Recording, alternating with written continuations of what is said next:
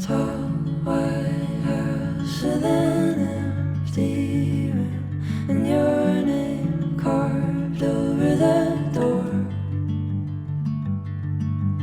Facing out to the tallest view from your place on the second floor. Sounded out to an empty house. Good afternoon, everyone. My name is Michelle. I'm gonna have each one of you go around, maybe tell us your name, your age, and maybe something that you're struggling with. Okay, my name is Mia. I'm 17 and I have depression and anxiety. If you're comfortable, would you like to maybe share a little bit about what brought you here tonight? Okay. Well, Yeah, so softball season. All right, guys, have your essays. That'd be crazy. Go. Thank you. Good job. How'd you do? Good. Good job. You did well on that. Yeah, but I was kind of nervous. I actually started this year. That's wild. Last year, but That was wild, yeah. I don't know. I think it should be good. I don't know. It's complicated. I think it'll be fun. If you guys have any questions on those, let me know. We can talk about them. All right, so we all clear on what we read today in class? You guys good with this? Yeah. Sure? All right, look, chapter 2 tomorrow. Thank you. Yes, coach.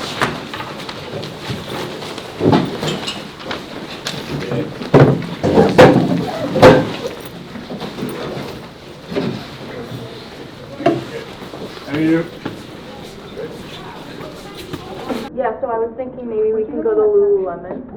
Wait, Yeah, I don't know. wait, really? What day? You've been zoning out all day. What?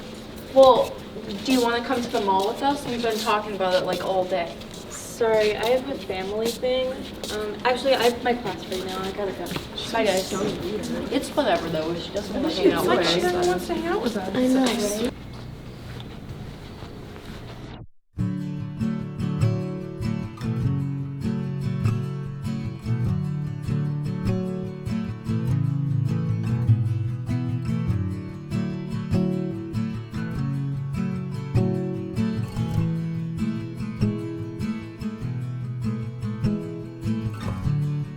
Ceilings plaster.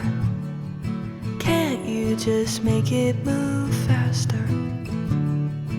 Lovely to be sitting here with you. You're kinda cute, but it How was your day, honey? It was fine. Did you get your college essay done? Not yet. Mia, you know you should have that done by now. I sent you the prompts. How long ago? 3 weeks? 4 weeks? Yeah, I know. I did all the research. I found them on the college app site. You need to get that done. Okay, I will. You picked the prompt you're doing, right? Yeah, I did. All right.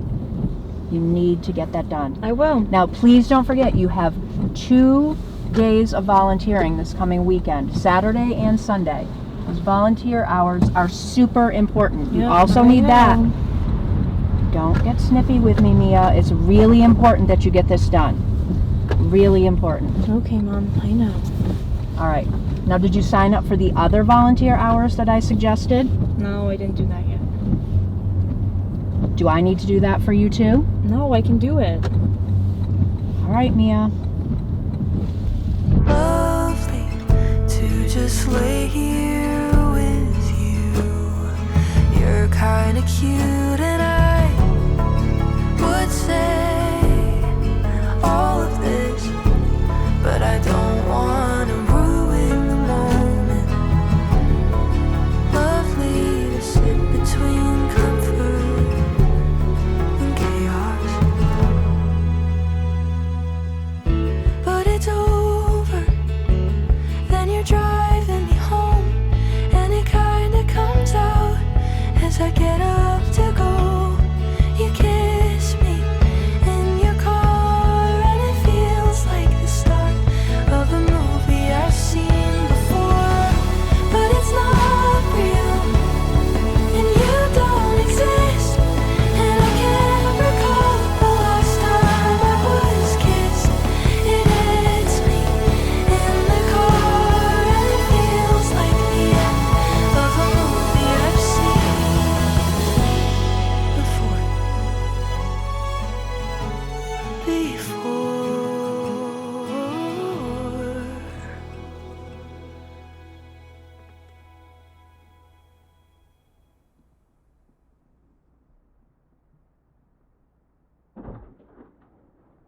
Mia, your room is a disaster.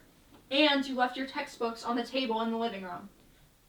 This is ridiculous. You need to stop being so lazy. Step up.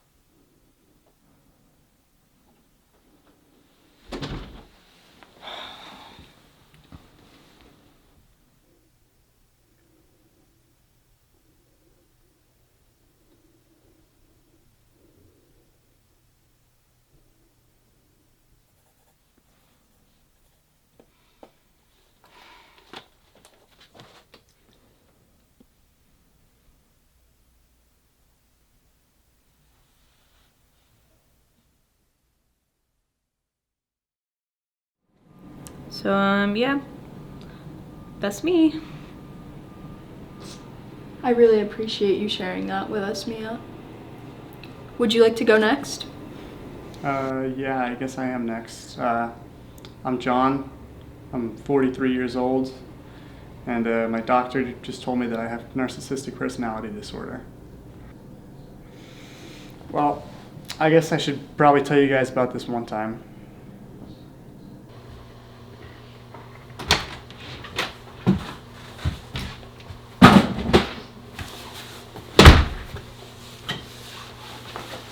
I'm home!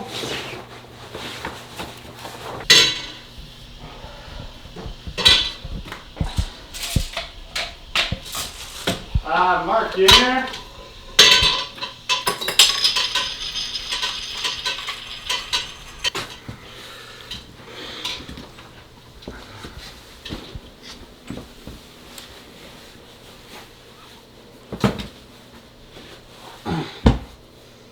Anyone?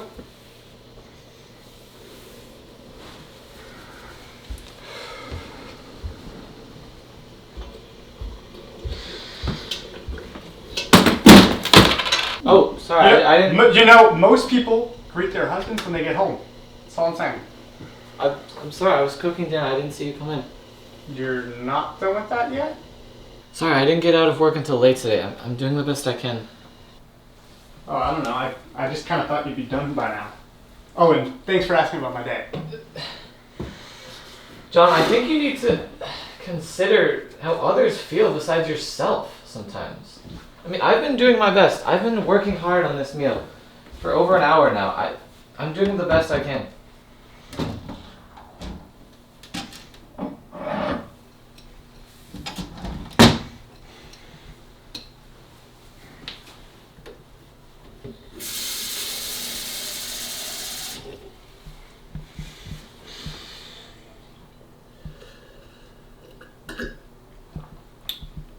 Do you really think that little of me? After all I do for this family? That's the respect I get? John, can you lower your voice? Jocelyn's in the other room. She's studying. You know what? You have no right to tell me how to feel right now. I come home and I don't expect very much. I don't need any of this from you right now. All I need is some food on the table so we can sit down and have dinner. Speaking of, what are you doing with the food?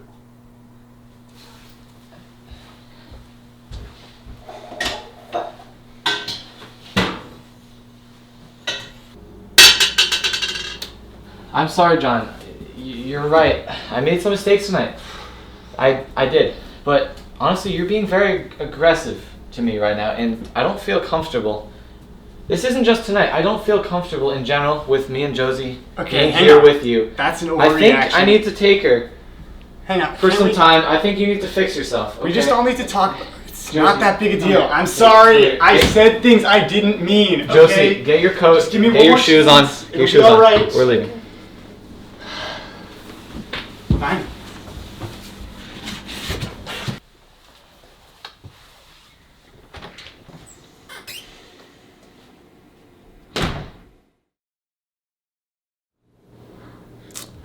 Yeah, that just about sums it up. Thank you so much for sharing. That seems like a big stressor for you and your family. How about you? Oh, my name is Jennifer. I'm 26 years old, and I've been diagnosed with catatonic schizophrenia for about 10 years now. I have a lot of stories about my episodes, but I guess I'll start more recently. Jennifer, come on, we're gonna be late. I know, I'm coming. Come on, Jennifer, you skipped the last two. People are starting to think you aren't real. I promise, it'll be fun. I'm coming. Just pick one. The green, I guess, but come on, we have to go. Okay, I'm ready. How do I...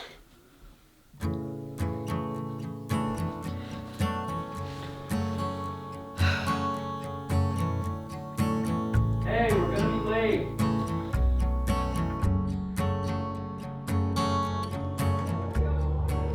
Hey, Joe, good to see you, buddy. Nice talking to you, Joe. Hey, Jennifer, come meet my boss, Joe. Nice to meet you, Jennifer. So, what do you do for a living?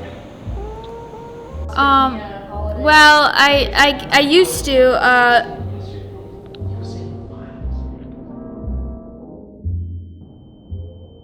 What do you do for a living? Skip the last two.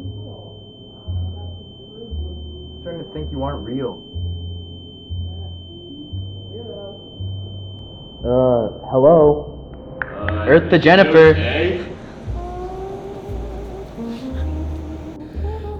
Sorry, boss. She just gets like this sometimes. She's got this thing, you know. Okay. I'm just gonna go over there. Yeah. Come on, let's go. what?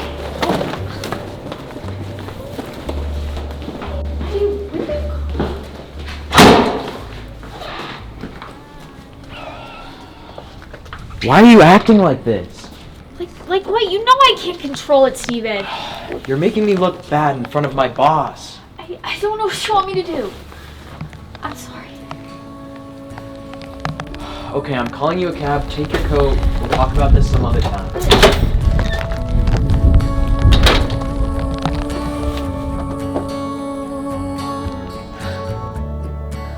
And now everyone thinks I'm insane. You know, I'm really glad that you said that, because people would so much rather just make assumptions about why we act the way we act than actually try to understand us. I mean, even my own husband left after I had an incident. Yeah, I mean, like my friends and my family, no one even tries to understand. They just think I'm weird and I'm lazy. They never even try to understand what I'm going through, and it really makes me feel like I'm alone. And I mean, it's hard because I know I'm hurting the people I love. That's why I'm trying to get better, so that I can better myself for the sake of my family. I totally understand. I mean, I don't want to hurt anyone or make anyone uncomfortable. I can't control it, and it just makes me feel so alone sometimes. Wow, it seems like all of you guys have been facing a lot of stigma surrounding your mental illnesses. Like I do.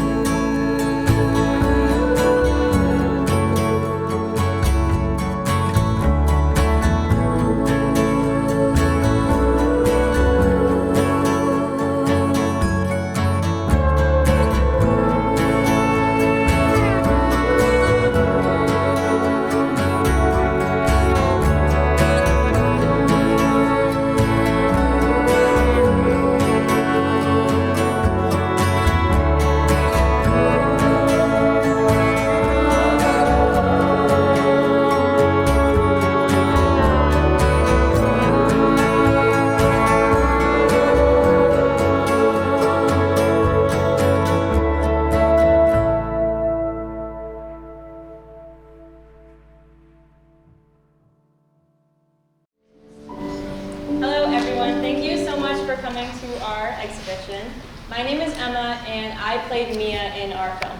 Firstly, I'd like to address the topic of stigma, which you heard Molly's character say at the end of our film. So the official definition of stigma is a mark of disgrace associated with a particular circumstance, person, or quality. However, mental health stigma is when people see you in a negative way due to your mental illness. So I played Mia in our film, and she has anxiety and depression, and she was written after the books, All the Things We Never Said, Perks of Being a Wallflower, and The Bell Jar. So in the film, we hear Mia's friends call her weird, thinking that she doesn't want to be friends with them anymore. But what they don't realize is that due to her mental illnesses, she feels a very strong disconnection from them.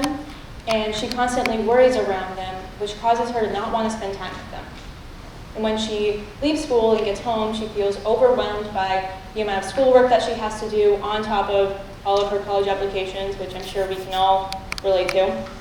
And she feels extremely stressed, and she has an anxiety attack, which leaves her drained for the rest of the night, and she is unable to focus on any of her work. Those around Mia see her as weird, antisocial, lazy, but what they don't understand is that she is dealing with her anxiety and depression every single day and feels continually misunderstood by her loved ones. My name is Jared, and I read The Picture of Dorian Gray by Oscar Wilde. In the book, it follows Dorian, the main character, who has a narcissistic personality disorder, which gets progressively worse over time. And he has a lot of trouble understanding how some of the people around him are feeling in a lot of given instances. So in our movie, the character John, who I played, is based loosely around Dorian in my book. And there's a lot of that where he can't understand how people are feeling, and he thinks more of himself in a lot of those situations, whether he can control it or not. So a lot of that comes from more of a place of ignorance of how people are feeling than that of actually hatred for the other people around him. And I think that really makes him one of the most difficult characters to empathize with, because when you watch our exhibition, he struggles with that, and he lashes out at his family and his loved ones, but he doesn't really understand any better than they do. Yeah, so I'm Will. I read The Bell Jar by Sylvia Plath, and my character in the movie was Mark. So Mark was essentially designed to represent the effects of narcissistic personality disorder on others. So John, Jared's character, lashed out very unfairly at Mark and said some very unkind words to him. And because NPD is oftentimes a coping mechanism, these emotions were likely displaced from some other stress in his life. So this is not to excuse John's behavior, but this is why the stigma is so complicated. So the reason it's complicated is because there needs to be a balance between the person with NPD receiving and being able to receive the support and treatment that they need, and making an active effort to receive that support and treatment, so that their loved ones and the people around them don't need to sit there and take this abuse, like we saw in the movie here. My name is Zoe, and I played Jennifer in our film. Jennifer is based on both my book, One Flew Over the Cuckoo's Nest, and Molly's book, Girl Interrupted. Jennifer has schizophrenia, specifically catatonic schizophrenia, which is a mental health disorder in which you have trouble distinguishing what is real from what is not real. This often goes hand in hand with visions or episodes of psychosis. Those can be caused by a bunch of different things. In our film, we chose Jennifer's visions to be caused by stress, which is why when her boyfriend's boss, Joe, asked her what she does for a living, it caused an episode, because people with schizophrenia often can't hold a job because of sporadic episodes like that. We chose to include a character with schizophrenia, even though it's much less common than some of the mental illnesses we discussed, because of the unfamiliarity around the subject. And unfamiliarity is often the root of the stigma, so we tried to do our part in reducing the stigma around mental illness by performing a review.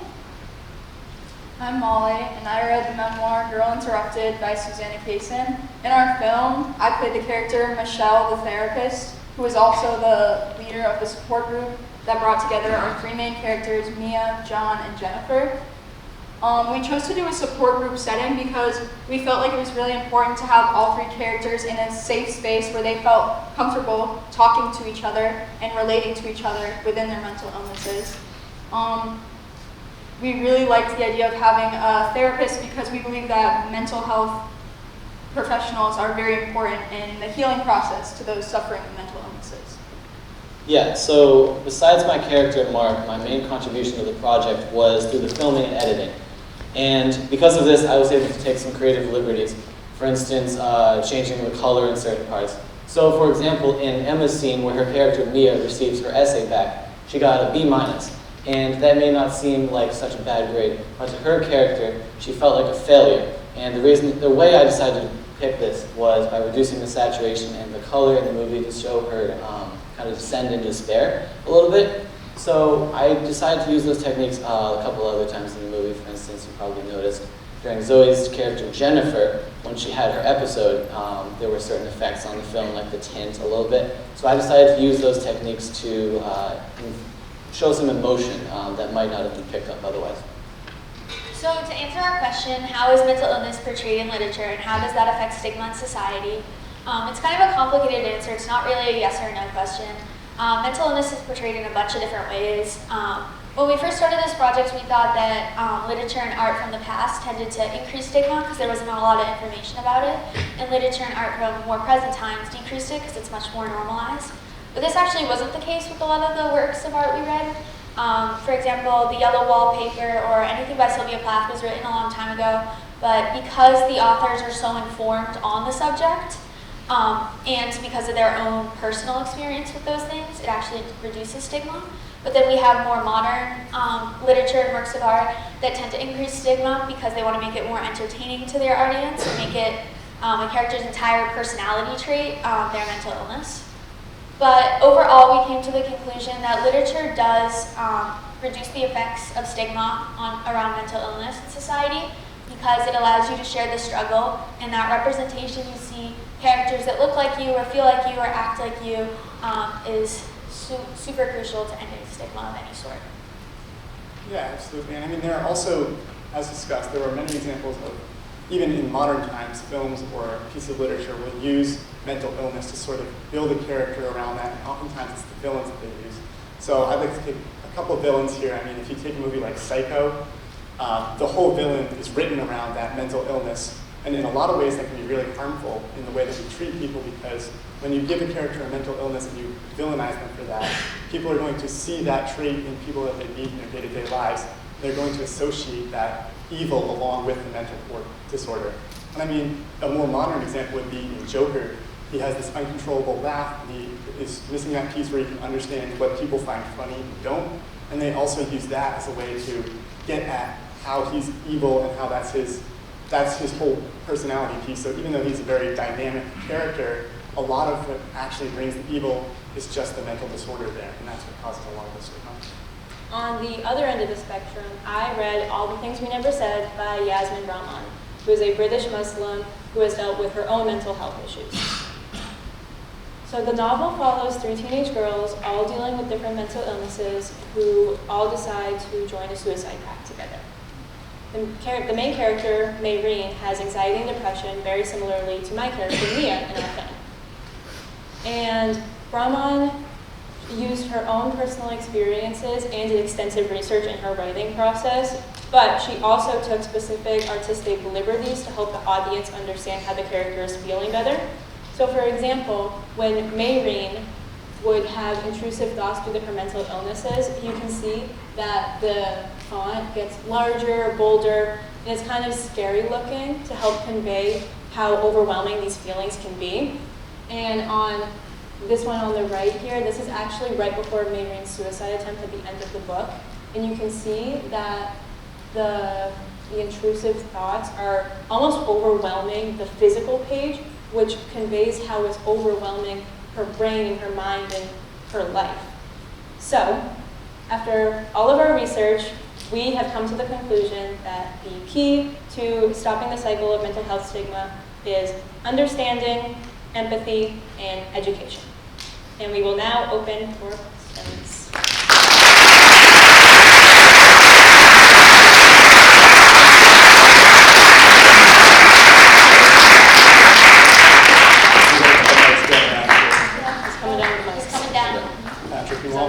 Get my steps in, get my steps in. Right into it. Okay, I'm gonna go because Mr. Doherty chose me, not you guys. So, can you guys get into a little bit more about your books and how stigma is represented in it? I know Emma did a lot, but each one of you else. Absolutely. So my book, again, it was written in 1890, and they actually didn't really go out and say that he had narcissistic personality disorder, mostly because they weren't really diagnosing things like that back then. And a lot of the way they paint Dorian as the villain there. So as time goes on, his condition gets worse, and they make him do, like, he kills someone, he has a bunch of really, really hostile interactions with people. So they sort of start to take it to a super far extreme and then paint him as the villain because of it.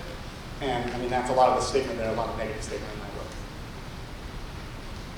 Okay, I read One Flew Over the Cuckoo's Nest, and I would say overall that book actually increased the stigma around mental illness because it painted characters in such a way that that was like their villainizing trait. One character, one of the main characters, McMurphy, comes to, takes place in a psych ward, and he comes to the psych ward about a fourth of the way through the book, and he tells all the other patients that he actually doesn't have a mental illness and he just is doing it to just told them he did so he could get out of the work farm. So whether it was true or not that he had mental illness issues, it kind of plants this idea in people's heads that mental illness is an excuse and it can be used as an excuse to get out of things, whether that be a work farm or schoolwork. And obviously it does happen, but it's a very rare case compared to people actually having mental illness. In my book, Girl Interrupted, there's this one part, it's a quote that actually kind of stuck with me. It was, "Then I put my face close to hers. They didn't like that when we touched them." And that just really showed to me like the stigma in the relationships between the mental health workers then in the hospital, between the patients in the hospital, because they were like scared of them, like it was like a disease that they were going to catch or something. Yeah, so my book, The Bell Jar, was written by Sylvia Plath, someone who struggled with mental health issues in her life. So her novels were always very good depictions, accurate depictions of the struggles of people living with mental health disorders. But there were characters that displayed stigma, because my book was in the 1950s, and the main character, Esther, suffered from psychotic depression, and at one point her mother brought her to a mental hospital, and when she got there she explained all the symptoms she had and everything, but the doctor was barely listening to her, and then after like no conclusion whatsoever, the doctors decided to give her shock treatments, and they were done completely wrong, and they messed her up even worse. So that just showed how there was the stigma back then that you could just fix someone's mental health disorders by shocking their brain. So this practice of making an exhibition is inherently an academic thing, and it's to show how much you think about something, how much you've researched it. And the act of asking questions is us, the audience, showing you how much we think about this thing you made.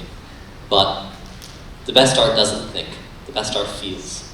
And all the small details you put in there, the change in saturation Will was talking about, the grain on that camera, the Phoebe Bridgers, it all feels. And I just want to thank you for making this incredible thing.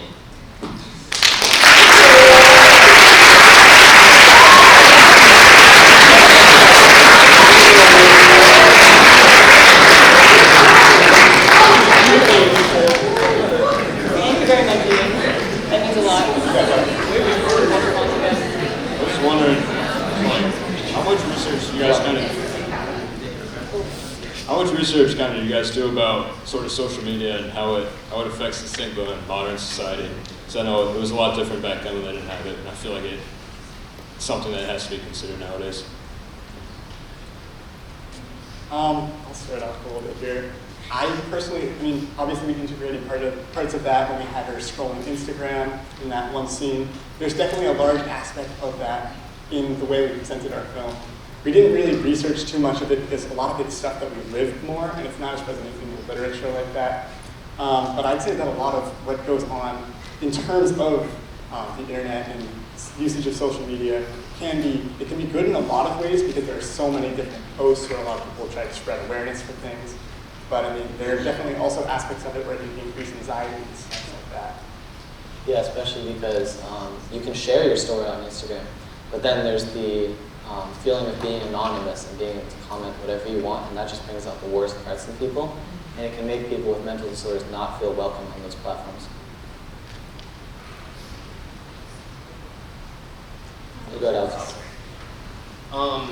Was there any like connections, like the ages you chose to your characters and like when they developed, learned they had their mental illnesses? My character has anxiety and depression, which I feel like is becoming much more common, and it's also really prevalent in teenagers, and it's becoming a lot more common with the age of social media and changing the school system. So I feel like that was just kind of like relatable to this age group.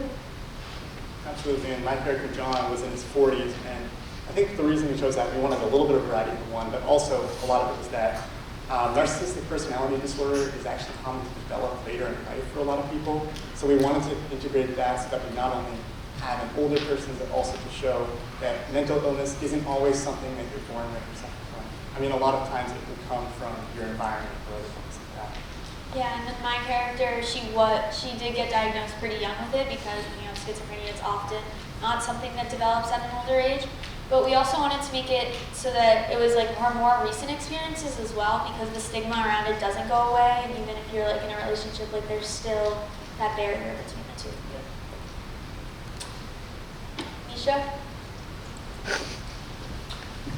Did you guys research the other side of it? So like the placebo effect in mental illness. So if you say that you don't have it, you can't have it, like a placebo effect. Did you guys research anything about that? I've definitely heard influencers say that before, and a lot of people, if that's a mindset that could work for someone with mental health, we didn't really research too much of that. It's still pretty recent. It's not as researched as a lot of these other effects. But I mean, it's possible that there's ideas behind that. But so many of these are ingrained in people's like brain chemistry and stuff like that, where you can't really assign it as a placebo effect. Yeah, it's more of a chemical imbalance usually, and whether it might be a placebo effect, it's so much less common than actually having that chemical imbalance.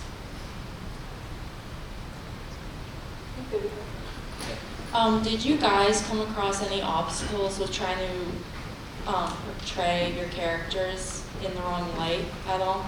Yeah, that was definitely a big concern because we wanted to decrease stigma, and if we represented it wrong or exaggerated, we would just be increasing stigma. So, especially with Zoe's character, we were trying to figure out, like, how do we portray a schizophrenic episode? How do we portray hallucinations? Because we could look it up, like, visual and auditory hallucinations, but there was nothing that actually showed you what it would look like or what it would sound like. So we did consult Miss McCarthy a lot. I don't know if she's still here because I know she had to leave, but round of applause for Miss McCarthy.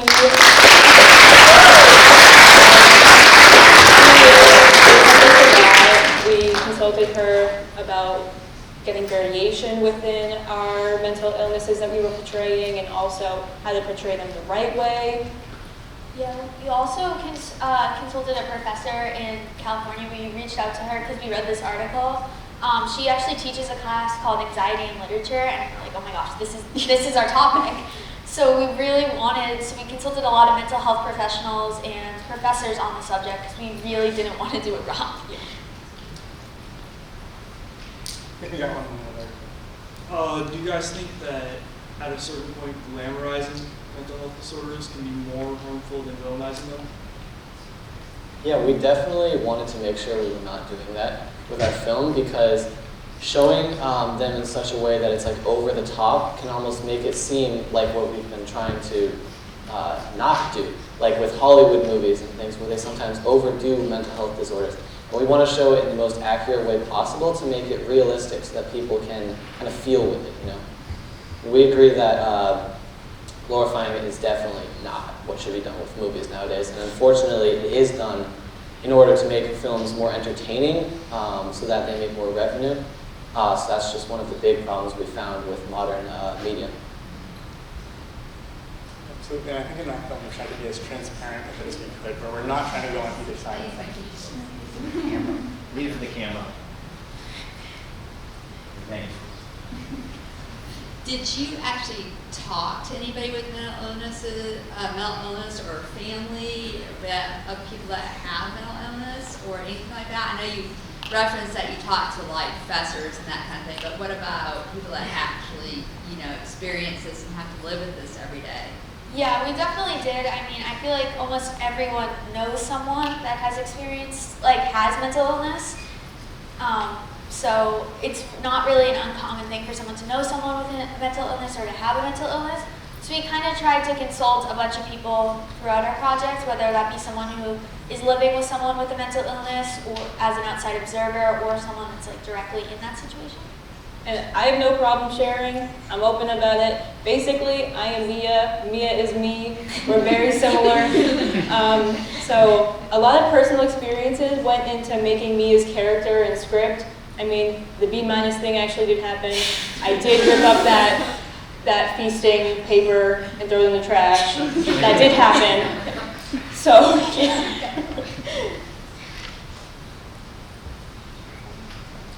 Yeah.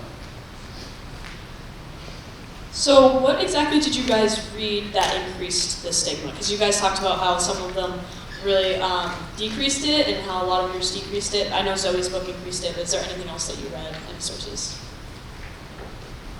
Yeah, so my book increased it as well a little bit, but I discussed that a little bit. I also read some articles actually that were a lot about, I tried to start earlier with things. I wanted to start like early 1900s and stuff. So there's a lot of bad science and stuff that went on there. And it was the idea the most that you could cure mental illness with any sort of generic treatment. So there were plenty of examples in that sort of time frame where that's what people were exposed to. Yeah, we saw a lot of differences between the books we read and sometimes we watched the movies too, like Molly's book in particular. Like even if the book correctly portrays mental illness, again, the Hollywood effect by making it either seem like a character's whole personality or glorifying it or using it as almost like a scapegoat to villainize them.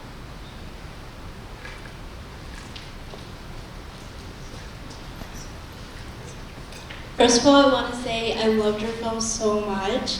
I was wondering, like, when you guys were researching and read your books, did your research like help you change your ideas of mental health or like any stigmas? Definitely, I feel like with narcissistic personality disorder, as Jared had already talked about, it's a very difficult mental illness to sympathize with and empathize with. So I feel like, and everyone wants to accept all these mental illnesses when, if you were asked, like, is it real? Like, everyone would say yes and that they'd want to sympathize, but actually being in that situation is really what we wanted to try to emphasize, like how Will's character felt in that situation, but trying to overcome. Yeah, I think that's definitely one of the things that my book honestly did right, is that it was interesting to keep inside the mind of someone who had that narcissistic personality disorder, because it's something we really don't experience as much. Yeah. I know you said like that a lot of movies like increase the stigma, but did you guys see any movies that like decrease the stigma? And like what advice would you give to somebody to like make a movie where they wouldn't like portray mental illness that way? So I read 2 books. I read One Flew Over the Cuckoo's Nest, and I also read Perks of Being a Wallflower.